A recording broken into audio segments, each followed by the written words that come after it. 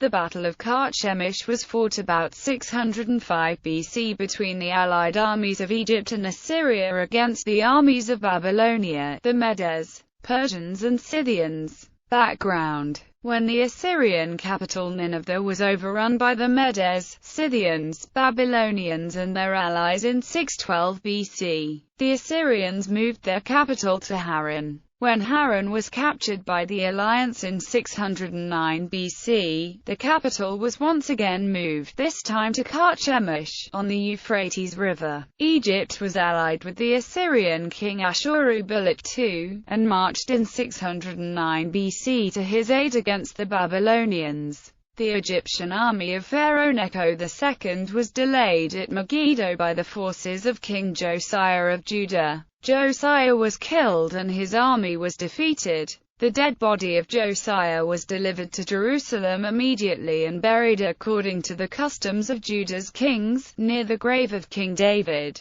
The Egyptians and Assyrians together crossed the Euphrates and laid siege to Haran, which they failed to retake. They then retreated to northwestern Assyria. Battle: the Egyptians met the full might of the Babylonian and Median army led by Nebuchadnezzar II at Carchemish, where the combined Egyptian and Assyrian forces were destroyed. Assyria ceased to exist as an independent power, and Egypt retreated and was no longer a significant force in the ancient Near East. Babylonia reached its economic peak after 605 BC. Record of the battle. The Nebuchadnezzar Chronicle, now housed in the British Museum, claims that Nebuchadnezzar crossed the river to go against the Egyptian army which lay in Carchemish. They fought with each other and the Egyptian army withdrew before him. He accomplished their defeat and beat them to non-existence. As for the rest of the Egyptian army, which had escaped from the defeat so quickly that no weapon had reached them, in the district of Hamath the Babylonian troops overtook and defeated them so that not a single man escaped to his own country. At that time Nebuchadnezzar conquered the whole area of Hamath. The battle is also mentioned and described in the Bible, in the book of Jeremiah and 2 Chronicles.